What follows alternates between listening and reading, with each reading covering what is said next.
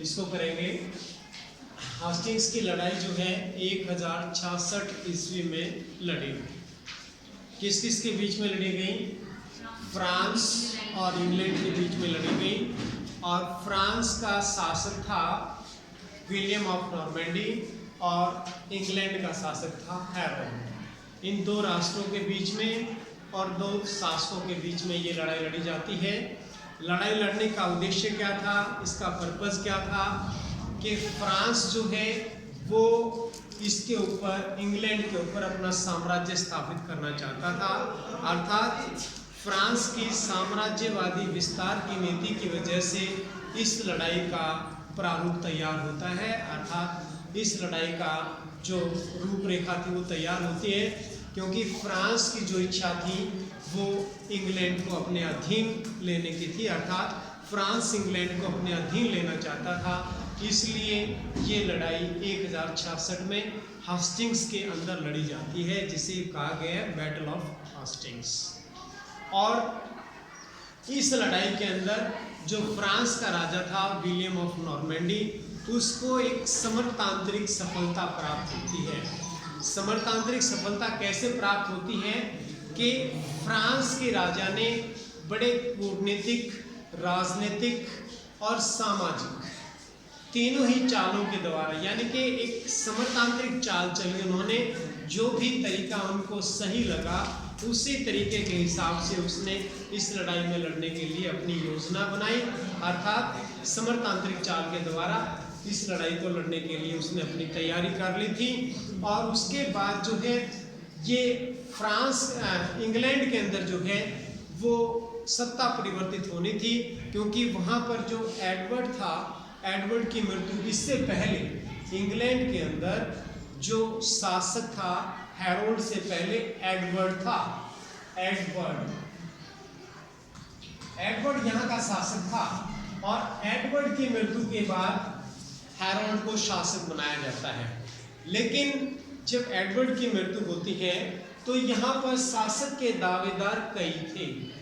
यहाँ शासक बनने वाले 3-4 आदमी या 4-5 आदमी जो है वो रेस में थे कि शासक हमें बनाया जाएगा, हमें बनाया जाएगा।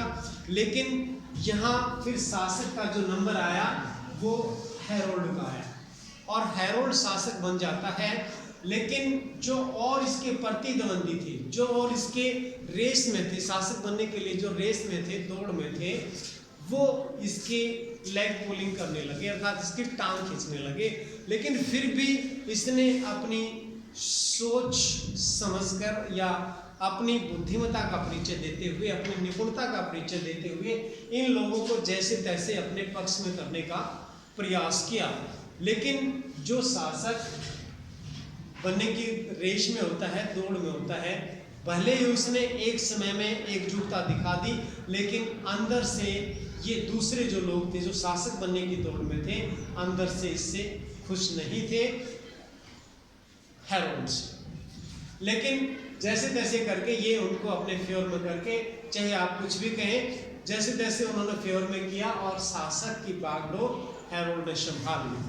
तो दूसरी तरफ जो है ये विलियम ऑफ नॉर्मैंडी जो फ्रांस का शासक था, वो बड़े डिप्लोमेटिक तरीके से काम कर रहा था। अर्थात वो अपने आप को शक्तिशाली बनाना चाहता था, इनसे ज़्यादा शक्तिशाली बनाना चाहता था। और इसने जो यूरोपियन कंट्रीज थे, उन यूरोपियन कंट्रीज के जो दूसरे शासक थे उनसे सहयोग प्राप्त कर रहा था, दूसरे राष्ट्रों से सहयोग प्राप्त कर रहा था कि आप हमें अपना सहयोग दे, साथ दें। अर्थात अपनी मित्रता लगातार बढ़ाता जा रहा था, अपने मित्र बढ़ाता जा रहा था। और जो यहाँ का एक धर्म गुरु था जिसका नाम था पॉप, और उस पॉप ने आशीर्वाद के रूप में अपना झंडा भी जो है इसको फ्रांस के शासक को सौंप दिया। इट मीन्स झंडा सौंपने का मतलब यही है कि हम तन मन और धन से आपके साथ हैं, जो भी मदद आपको चाहिए कि वो मदद हर समय आपको मिलेगी। अर्थात हर समय आपके तत्पर रहेंगे, हम आपके लिए, आपकी सेवा में हाजिर हैं। तो इस प्रकार से इसने अपनी शक्ति इससे ज़्यादा अपने आप को सुदृढ़ कर लिया, अपने आप को शक्तिशाली बना लिया। ये अपने आप को इतना शक्तिशाली नहीं बना पाया। भले ही इसने दूसरे शासकों को मनाने की कोशिश की हो, लेकिन फिर भी ये इसकी अपेक्षा इतना शक्तिशाली नहीं बन पाया। इसने अपनी सिचुएशन को जो है अत्यंत सुदृढ़ कर लिया था, मजबूत कर लिया था। और फिर सिचुएशन क्या होती है कि जब यहाँ पर प्रतिस्पर्धा चल रही होती है तो इसने सबका सहयोग मिल जाता है, और सहयोग मिलने के बाद ये इन लोगों ने, जो इनमें से प्रतिद्वंदी थे, इन प्रतिद्वंदियों ने टांग, लेग पुलिंग जो होती है, टांग खिंचाई जो होती है, वो टांग खींचने के लिए इनकी कोशिश करते हैं कि, और वो भी इनका साथ देना शुरू कर देते हैं। और जब ये साथ देना शुरू हो जाते हैं तो इसकी शक्ति अपने आप में जो है बढ़ जाती है। और एक जगह थी, एक शासक था जो प्रतिद्वंदी था, यहाँ का जो रेस में था, वो नॉर्वे का शासक था।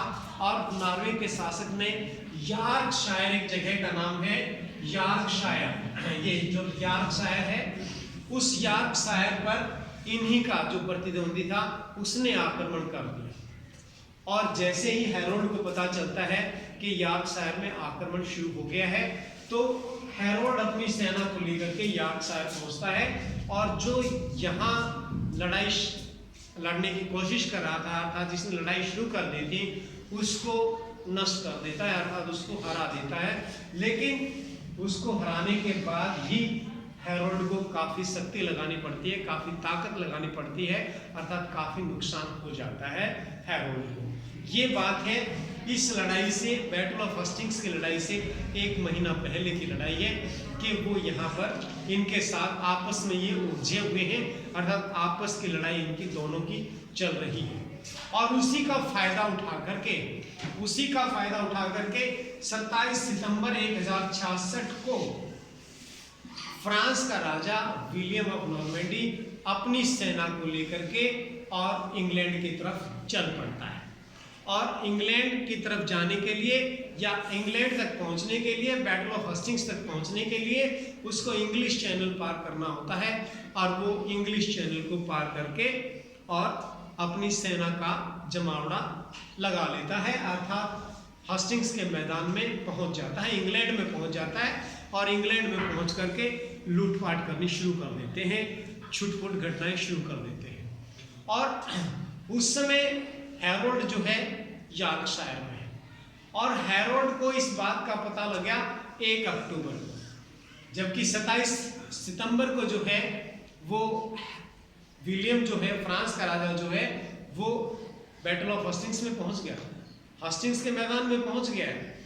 27 सितंबर को इंग्लैंड में पहुंच गया है। लेकिन इसको पता चला, यहाँ के शासक को पता चला 1 अक्टूबर, और 1 अक्टूबर को पता चलने के बाद वो यॉर्कशायर से, हैरोल्ड जो है यॉर्कशायर से वापस इंग्लैंड आता है, और इंग्लैंड आकर के अपनी सेना को इकट्ठा करता है, एकजुट करता है, और वहाँ से फिर 11 अक्टूबर को जो है अपनी सेना को लेकर के बैटल ऑफ हस्टिंग्स की तरफ बढ़ना शुरू हो जाता है, अर्थात हस्टिंग्स के मैदान की तरफ बढ़ना शुरू हो जाता है। और 13 अक्टूबर रात्रि को हस्टिंग्स के मैदान में इंग्लैंड भी पहुंच जाता है, अर्थात हैरोल्ड भी अपनी सेना को लेकर के पहुंच जाता है।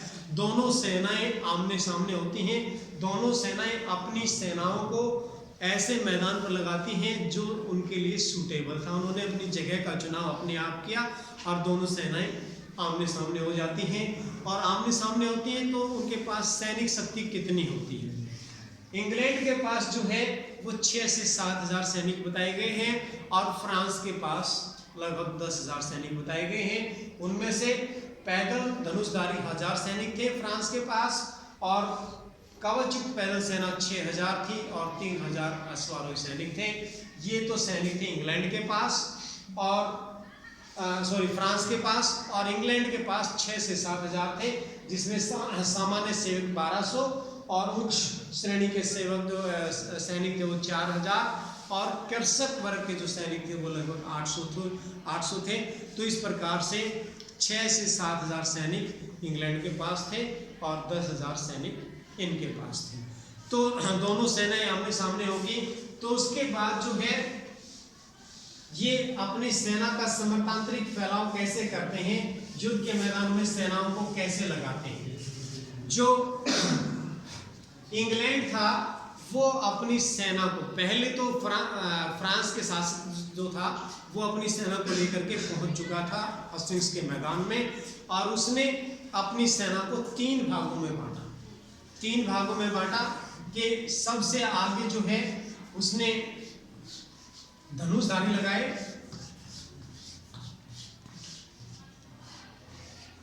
और इनके पीछे जो है वो पैदल सेना, और लास्ट में जो है वो अश्वारोही सेना। इस प्रकार से 3 भागों में उसने अपने सैनिकों को डिवाइड कर दिया, और इन्होंने अपने जगह का जो चुनाव किया वो एक पहाड़ी थी जिसका नाम था टेहलम हिल। टेहलम हिल के ऊपर जो है टेहलम हिल, इस पहाड़ी के ऊपर जो है वो फ्रांस के राजा ने, विलियम ऑफ नॉर्मैंडी ने अपनी सेना का समतांत्रिक फैलाव कर लिया, अपनी सेना को लगा दिया। और उसके बाद इंग्लैंड का शासक जब मैदान में पहुंचता है तो वो अपनी जगह का चुनाव करता है बैटल हिल के ऊपर। एक पहाड़ी थी जिसका नाम था बैटल हिल। ये दोनों ही पहाड़ियां हैं, ये बैटल हिल है, ये टेलम हिल है। ये 2 पहाड़ियां थी, इन दोनों पहाड़ियों पर सेना आमने सामने होती हैं, और ये अपनी सेना का समतांत्रिक फैलाव कैसे करता है, ये भी अपनी जो सेना थी उसको 3 भागों में डिवाइड करता है, और 3 भागों में डिवाइड करके उसके बाद जो है अपने आप को सुरक्षित करने के लिए आगे जो है पेड़ कटवा देता है और गड्ढे खदवा देता है। गड्ढे खदवा देता है ताकि शत्रु सीधा आक्रमण ना करे। ये गड्ढे और पेड़ जो है बीच में रुकावट पैदा करे, इसलिए कि शत्रु जो है वो ज़्यादा स्पीड में आएगा तो ज़्यादा प्रहार करेगा, इसलिए उनके बीच में रुकावट पैदा करने के लिए, अवरोध पैदा करने के लिए पेड़ कटवा दिए और गड्ढे खदवा दिए। गड्ढे इसलिए खदवाए ताकि इनके जो घोड़े हैं वो दौड़ते हुए आएंगे तो इन गड्ढों में उनके पैर फंस जाएंगे और उनकी गति कम हो जाएगी, या वो गिर जाएंगे, वो आगे नहीं बढ़ पाएंगे, और बढ़ेंगे तो उनकी स्पीड के अंदर वो चीज़ रुकावट बनेगी, अर्थात बाधा बनेगी। तो इस प्रकार से इसने अपने आप को सुरक्षित कर लिया था। उसके बाद जो है लड़ाई की शुरुआत होती है 14 अक्टूबर 1066 को प्रातः 9 बजे। 14 अक्टूबर को जो है वो लड़ाई की शुरुआत हो जाती है 9 बजे, और 9 बजे लड़ाई की शुरुआत फ्रांस के द्वारा की जाती है, और फ्रांस के सैनिक जो हैं वो इस टेहलम हिल के पास जाते हैं और अपने हथियारों से आक्रमण करना शुरू कर देते हैं। और उनके पास जो भी हथियार थे उस समय तलवार, कलम, भाले, बर्छी, वही उनके पास हथियार थे। इनके पास कुल्हाड़ी और फरसे थे इंग्लैंड के पास। लेकिन इन्होंने जब आगे बढ़ करके आक्रमण करना शुरू किया, इस पहाड़ी के पास ये गए और आक्रमण करना शुरू कर दिया, लेकिन इनके पास जो हथियार थे, ये पहाड़ी बैटल हिल जो है वो टेहलम हिल की अपेक्षा काफ़ी ऊंची थी। ये ऊंचाई पर थी ये पहाड़ी, ये ज़्यादा ऊंचाई पर नहीं थी, यानी कि इसकी अपेक्षा इसकी ऊंचाई कम थी और इसकी ऊंचाई ज़्यादा थी। ऊंचाई ज़्यादा होने की वजह से इनके पास जो हथियार थे वो हथियार इस पहाड़ी के ऊपर जो सैनिक बैठे हुए थे या हैरोल्ड की सेना जो बैठी हुई थी उनको घायल करने में सक्षम नहीं थी, यानी कि उनको चोट नहीं आ रही थी, क्योंकि इनका भी डिस्टेंस था थोड़ा सा और ये पहाड़ी भी काफ़ी ऊंची थी, इसलिए वो किसी को कोई हताहत नहीं किया इनके हथियारों ने। और फिर क्या हुआ, जब इन्होंने आक्रमण करना शुरू किया, इन्होंने जब वार करना शुरू किया, इन्होंने इनके ऊपर अटैक करना शुरू किया, तो इनके जो हथियार थे ये इनकी पोजीशन नीचे थी। नीचे होने की जो वजह से इन सैनिकों के हथियार इनको निशाना बना रहे थे, अर्थात ये सैनिक ज़्यादा घायल हो रहे थे, ज़्यादा इनको चोटें आ रही थी। तो इन सैनिकों ने भागना शुरू कर दिया, इन सैनिकों ने पीछे हटना शुरू कर दिया। और जब ये सैनिक पीछे हट रहे थे इनकी मार की वजह से, तो एक टुकड़ी जो है वो बैटल हिल से अंग्रेजों की एक टुकड़ी नीचे उतर आती है और नीचे उतर आती है तो ये सैनिक लगातार पीछे हट रहे हैं और इनको काफ़ी चोटें भी आई थी, काफ़ी नुकसान भी इनको पहले फर्स्ट अटैम्प्ट के अंदर उठाना पड़ा था। और इन बिटवीन जब इनको काफ़ी सैनिकों को चोटें भी आ रही थी तो उसी दौरान एक अफवाह भी फैल गई कि आपका शासक जो विलियम था वो मारा गया। तो जब ये सूचना मिली कि हमारा सेनापति, हमारा शासक जो है मारा गया है, तो इन सैनिकों में और भी निराशा छा गई, अर्थात उनका मनोबल कमजोर हो गया। लेकिन जब लगातार ये पीछे हटते रहे और पीछे हटके फिर इन्होंने थोड़ा सा उत्साह दिखाया और उत्साह दिखा करके जो एक इन्होंने देखा कि पूरी सेना उनके नहीं आई है, कुछ सैनिक नीचे आए हैं, तो इन्होंने उत्साह दिखा करके इतनी दूर तक भागे ये कि बाकी जो सैनिक ऊपर बैठे हैं उनका प्रहार हमारे ऊपर ना हो पाए। इतनी दूर आकर के इन्होंने अपना उत्साह दिखाया और मुड़ करके इन सैनिकों के साथ लड़ाई लड़ी और उनको पूर्ण रूप से नष्ट कर दिया। और उसके बाद इन्होंने योजना बनाई, इनके सेनापति ने इनको आदेश दिए कि आप एकजुट हो जाएं, इकट्ठे हो जाएं। और इकट्ठे होकर के इन्होंने समरतांत्रिक चाल चली। और वो चाल क्या थी कि हम इन सैनिकों को कैसे नीचे उतारें। ऐसे तो हम लड़ाई नहीं लड़ सकते क्योंकि ये सैनिक काफ़ी ऊंचाई पर बैठे हैं, इस पहाड़ी की काफ़ी ऊंचाई है और वहाँ तक हमारे पास जो हथियार हैं वो मार करने में सक्षम नहीं है, योग्य नहीं है। तो इन्होंने एक चाल चली। वो चाल क्या थी कि हम नाटक करेंगे, दिखावा करेंगे, ढोंग करेंगे कि हम इस पहाड़ी के पास जाएंगे और फिर भाग आएंगे, इस पहाड़ी के पास जाएंगे और फिर भाग आएंगे। ये पुनरावृत्ति वो बार बार करते रहे, यही चीज़ वो दोहराते रहे कि ये सैनिक इकट्ठे हुए इस बैटल हिल के पास जाएं और फिर वापस आ जाएं। और यहाँ जो सैनिक बैठे हुए थे, 3 टुकड़ी थी, 1 टुकड़ी तो पहले ही आ चुकी थी, 2 टुकड़ियाँ यहाँ बची हुई थी। तो जब ये नाटक कर रहे थे तो उसी समय ये सैनिक जोश में आ गए। और जबकि इनके शासक जो था हेरोल्ड, उन्होंने मना किया कि हम नीचे नहीं उतरेंगे, अपने आप को प्रतिरक्षात्मक स्थिति में बने रहेंगे, अपनी स्थिति जो है प्रतिरक्षात्मक बना करके रखेंगे। तो इन सैनिकों से जोश में आकर के रुका नहीं गया और ये सैनिक भी नीचे उतर के इनका पीछा करना शुरू कर दिया। और इनकी ये योजना थी कि हमने ये जैसे तैसे करके नीचे उतारना है क्योंकि ऊपर तो हम आक्रमण करने में सक्षम नहीं हैं। और ये नाटक रच के या ढोंग रच के कि हम पास गए फिर आगे, पास गए फिर आगे। इन्होंने ये सोचा कि इनके अंदर लड़ने की हिम्मत नहीं है, उत्साह नहीं है, जोश नहीं है, ये आते हैं और चले जाते हैं। अर्थात इन्होंने ये सोचा कि ये डर चुके हैं इसलिए ऐसा कर रहे हैं, एक बार आते हैं और फिर भाग जाते हैं।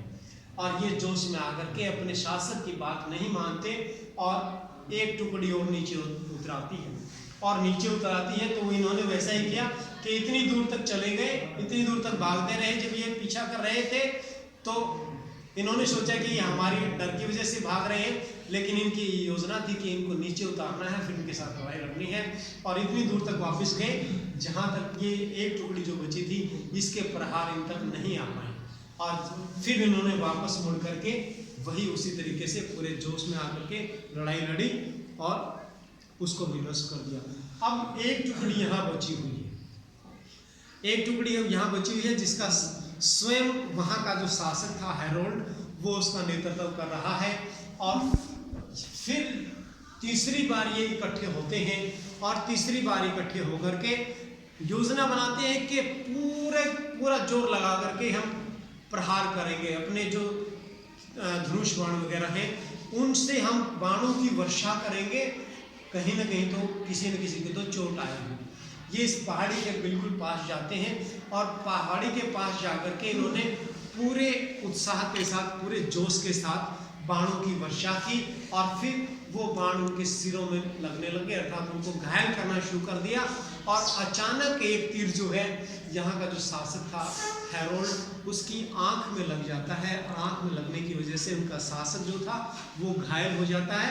और घायल करने के बावजूद जो है वहाँ का नेतृत्व करने वाला कोई नहीं रहता और नेतृत्व ना करने की वजह से इन सैनिकों के अंदर भय उत्पन्न हो जाता है, अर्थात कोई रास्ता उनको दिखाई नहीं देता और भय और डर की वजह से वहाँ पर अव्यवस्था फैल जाती है, उनके अंदर डर आ जाता है और डर की वजह से अव्यवस्थित होकर के लगातार ये सैनिकों को घायल करते रहते हैं और वो सैनिक हार जाते हैं और अल्टीमेटली सफलता जो है वो फ्रांस को मिलती है, अर्थात समरतांत्रिक तरीके से फ्रांस ने इस लड़ाई में सफलता प्राप्त कर ली और फिर धीरे धीरे जो है पूरे फ्रांस के पूरे इंग्लैंड के ऊपर जो है वो विलियम ने अपनी सत्ता काबिज कर ली थी। और उसके बाद नुकसान किसको क्या हुआ ये आप स्पष्ट बता सकते हैं कि जैसा हमने इसमें देखा कि 3 बार इन्होंने प्रयास किया और तीनों बार जो है इन्होंने हार का सामना करना पड़ा। तो अल्टीमेटली जो है नुकसान तो इनको भी उठाना पड़ा, लेकिन इनकी अपेक्षा ज़्यादा नुकसान जो है वो हैरोल्ड की सेना को होता है, इंग्लैंड की सेना को होता है। फिर उसके बाद आता है कि शिक्षा क्या मिलती है, कि इस लड़ाई से हमें क्या शिक्षा मिलती है। शिक्षा में आप वही 5-6 पॉइंट हैं वो बता सकते हैं कि सबसे पहले जो है कि कुशल नेतृत्व, युद्ध में सफलता प्राप्त करने का पहला जो नियम है वो नेतृत्व होता है कि जो सेनापति अपनी सेना का नियंत्रण ठीक करता है, नेतृत्व ठीक करता है, वही युद्ध में सफलता प्राप्त करता है। यहाँ का जो शासक था विलियम ऑफ नॉर्मैंडी, उसने अपनी सेना का नियंत्रण सही किया और एक समरतांत्रिक चाल चली और उस चाल में जो है फंसा करके इनको एक एक टुकड़ी को नीचे उतारा और नीचे उतार करके उनके साथ लड़ाई लड़ी और ठीक ढंग से अपने सैनिकों का नेतृत्व किया, जिसकी वजह से फ्रांस के राजा को समरतांत्रिक सफलता प्राप्त हुई। और ये हैरोल्ड के सैनिक जो थे वो उन्होंने अपने सेनापति का आदेश नहीं माना, अर्थात हैरोल्ड अपने सैनिकों को सही दिशा नहीं दिखा सका, सही नेतृत्व उनका नहीं कर सका, जिसकी वजह से उनको हार का सामना करना पड़ा। और उसके बाद बताया गया है कि युद्ध में बदलती हुई परिस्थितियों के अनुसार परिवर्तन करना सफलता का सूचक माना जाता है, कि जो सेना बदलते हुए समय के अनुसार परिवर्तन कर लेती है वही सेना युद्ध में सफलता प्राप्त करती है। जैसे इस लड़ाई में ये इन्होंने पहले जो योजना बनाई थी उस योजना में ये कामयाब नहीं हुए और दोबारा इन्होंने योजना बनाई, परिस्थितियां बदल गई कि उस पहाड़ी के ऊपर हम ऐसे डायरेक्ट आक्रमण नहीं कर सकते, उनको नीचे कैसे उतारें, अर्थात परिस्थितियां बदली और बदलती हुई परिस्थितियों के अनुसार इन्होंने उस स्ट्रेटजी के अंदर परिवर्तन किया, उस योजना के अंदर परिवर्तन किया, उस कूटनीति के अंदर परिवर्तन किया और फिर परिवर्तन करके इन सैनिकों को नीचे उतारा और फिर उन्होंने लड़ाई लड़ी और सफलता प्राप्त की। अर्थात युद्ध के अंदर बदलती हुई परिस्थितियों के अनुसार परिवर्तन करना अनिवार्य होता है, तभी सैनिक सफलता मिलती है। तो फ्रांस के राजा ने उसी प्रकार से सैनिक रूप से सफलता प्राप्त की और इंग्लैंड का जो शासक था वो हार जाता है। उसके बाद युद्ध में उसी पक्ष को सदैव सफलता प्राप्त मिलती है जो अपनी योजना के अनुसार लड़ने के लिए शत्रु को मजबूर करता है। तो इन्होंने, इनकी इच्छा थी कि अपनी इच्छा के अनुसार लड़ाई लड़े, ये चाहते थे कि इनको नीचे उतारें और नीचे उतार करके लड़ाई लड़े।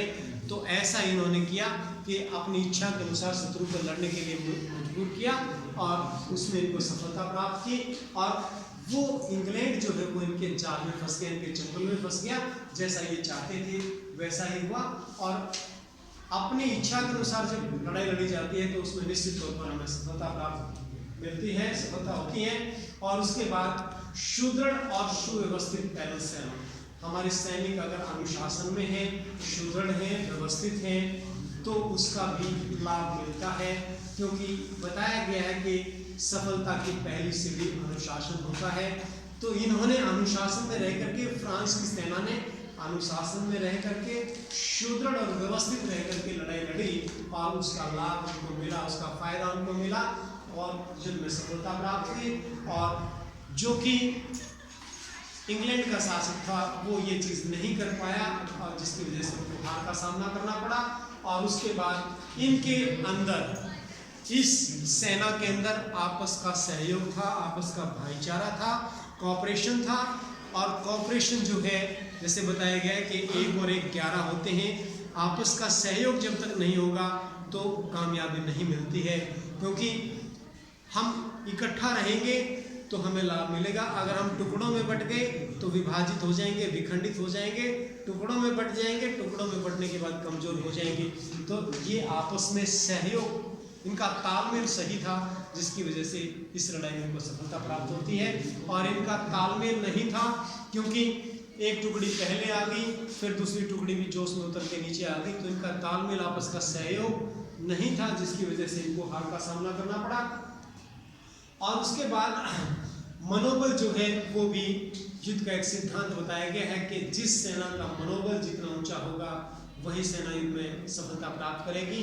तो सैनिकों का मनोबल भी ऊंचा बनाए रखने के लिए सेनापति की जिम्मेवारी होती है कि वो सेनापति अपने सैनिकों का डर निकाल करके उनके अंदर मनोबल पैदा करे, मानसिक रूप से उनको स्ट्रॉन्ग करे, क्योंकि सारी की सारी क्रियाएं मन से चलती हैं। अगर मानसिक रूप से कोई सैनिक स्ट्रॉन्ग नहीं होता तो वो भी युद्ध में हार जाता है, क्योंकि कहा जाता है कि मन के हारे हार, मन के जीते जीत। इसलिए मनोबल का होना अत्यंत आवश्यक है। तो इस लड़ाई के अंदर फ्रांस के जो सैनिक थे वो मानसिक रूप से तैयार थे, उनका मनोबल जो है ऊंचा था, जिसकी वजह से उनको सफलता प्राप्त होती है। और वो सैनिक पहले ही डरे हुए थे, पहले ही उनका मनोबल कम था, कमजोर था, जिसकी वजह से उनको हार का सामना करना पड़ा।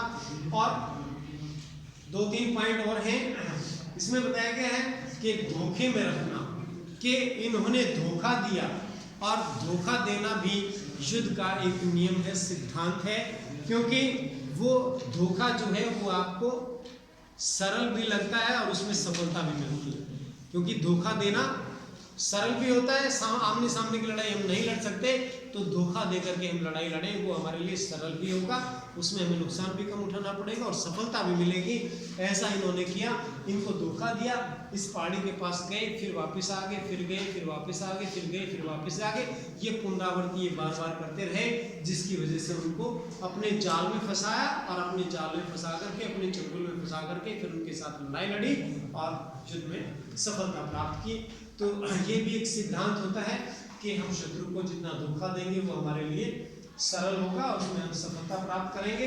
और युद्ध में सफलता प्राप्त करने के लिए श्रेष्ठ हथियारों का भी होना अत्यंत जरूरी है, कि हमारे पास हथियार भी उन्नत और उत्तम श्रेणी के होने चाहिए। और जेएफसी फुलर ने कहा है कि युद्ध में सफलता प्राप्त करने के लिए 99% हथियारों का योगदान होता है, हथियारों का कंट्रीब्यूशन होता है। अगर हमारे पास हथियार अच्छे हैं तो युद्ध में हमारी जीत पक्की है, युद्ध में हमारी सफलता निश्चित है।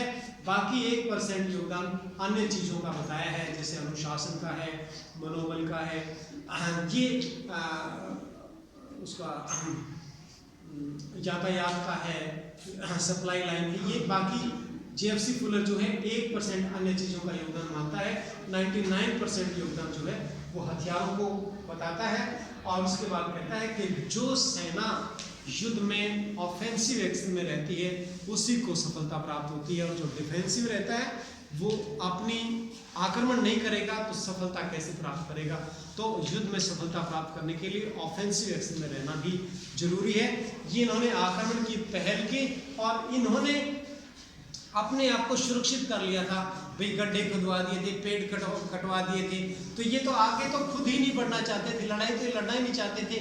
अगर इन्होंने लड़ाई की शुरुआत करनी होती तो अपने बीच में रुकावट पैदा क्यों करते, इसलिए इन्होंने अपने आप को प्रतिरक्षात्मक स्थिति में स्थिति को अपना लिया था, जिसकी वजह से इन्होंने लड़ाई की पहल नहीं की।